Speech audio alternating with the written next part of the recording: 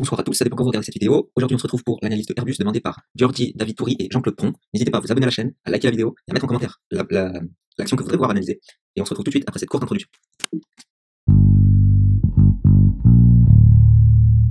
Aujourd'hui, on se retrouve pour l'analyse de Airbus. C'est une analyse qui avait été demandée à plusieurs reprises.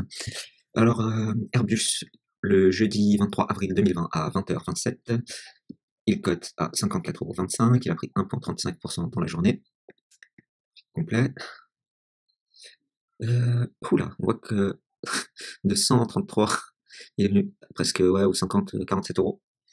Et personnellement, je pense qu'une baisse est encore à venir puisque le secteur de l'aéronautique n'est pas prêt de se relever.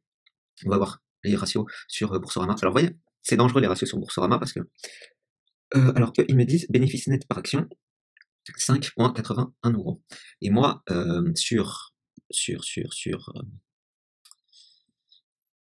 sur les déclarations, enfin les documents comptables mis à disposition sur le site d'Airbus, j'ai un résultat en perte.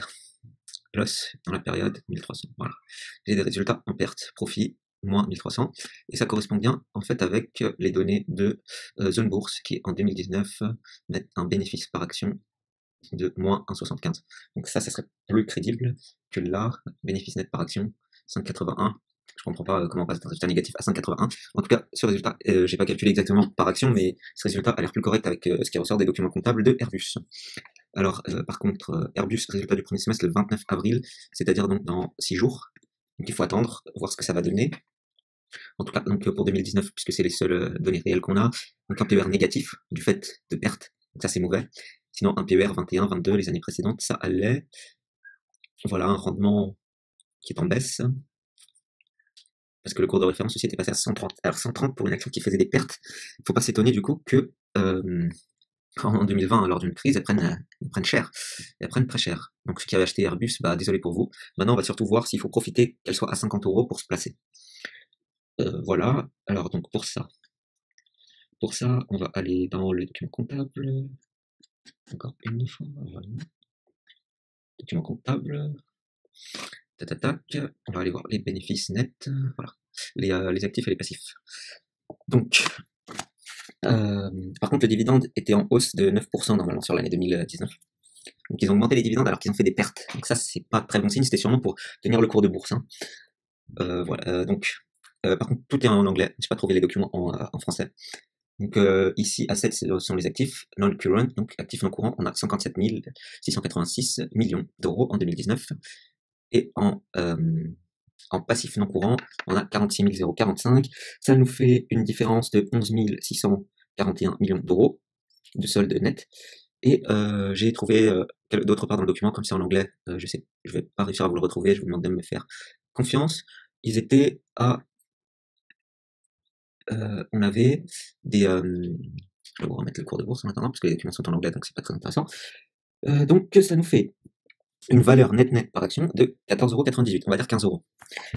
Donc 15 €. On a le droit d'acheter un tiers au-dessus du cours selon Benjamin Graham, donc 15 divisé par 3, 5, 15 plus 5, 20. Donc il faudrait qu'on achète à 1 €. Bon, de toute façon, puisque l'entreprise fait des pertes, il n'est pas conseillé d'acheter.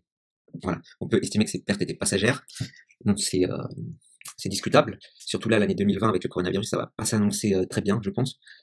Et donc ça va être dur. Donc Airbus devrait baisser, venir aux 20 € comme elle l'était en fin de 2011.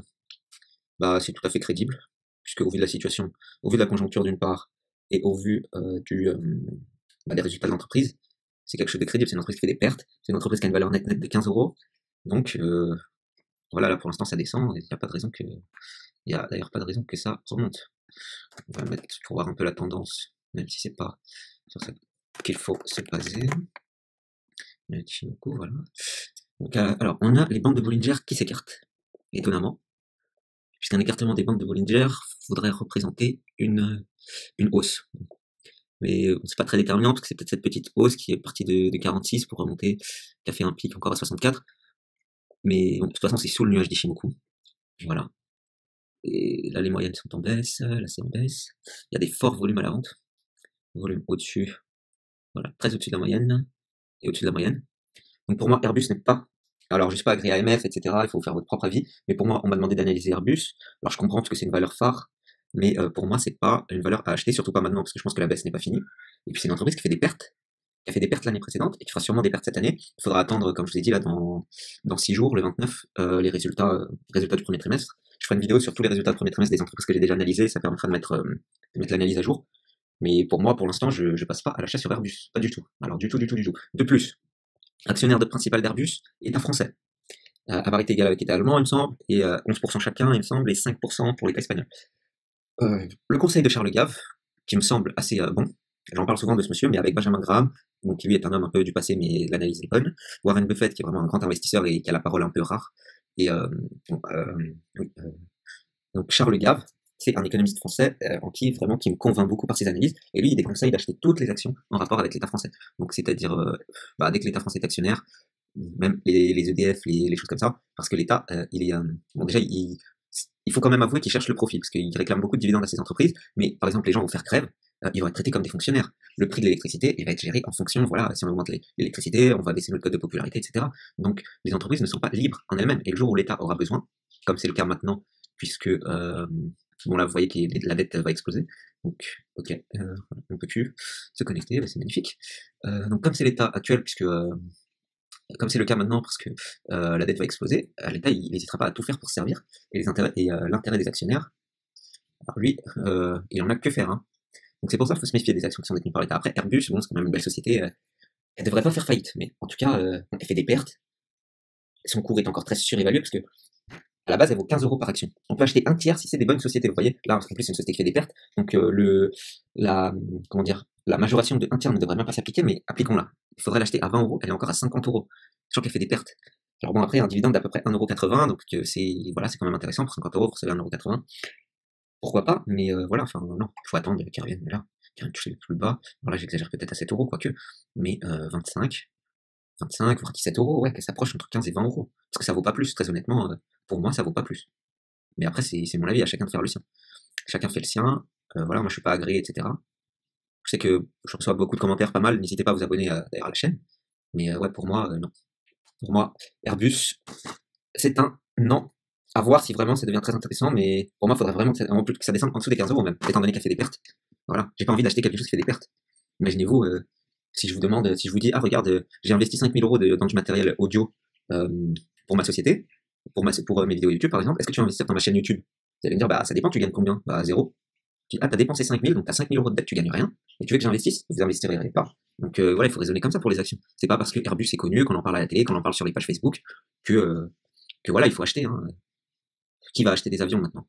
Franchement. Les États, ils sont super endettés, donc le matériel militaire, est-ce que ça va être la priorité de dépense? Je ne pense pas. Les compagnies aériennes, bah, les avions ils sont au sol, donc ils s'usent pas, d'une part. D'autre part, quand est-ce qu'on va pouvoir revoyager? Les compagnies aériennes, encore en troisième, elles subissent des grandes pertes actuellement. Donc même quand on va pouvoir revoyager, etc., voler, est-ce que leur priorité ça va être de renouveler la flotte? Franchement, je suis pas sûr. Elles vont déjà vouloir se refaire financièrement, et ensuite elles penseront à renouveler la flotte. Après, par contre, il y a un avantage concurrentiel quand même à Airbus, du fait de tous les scandales qu'il y a eu sur Boeing. Bon, on peut imaginer que les commandes se tourneraient plus vers Airbus. Mais voilà, pour l'instant, il faut attendre et voir.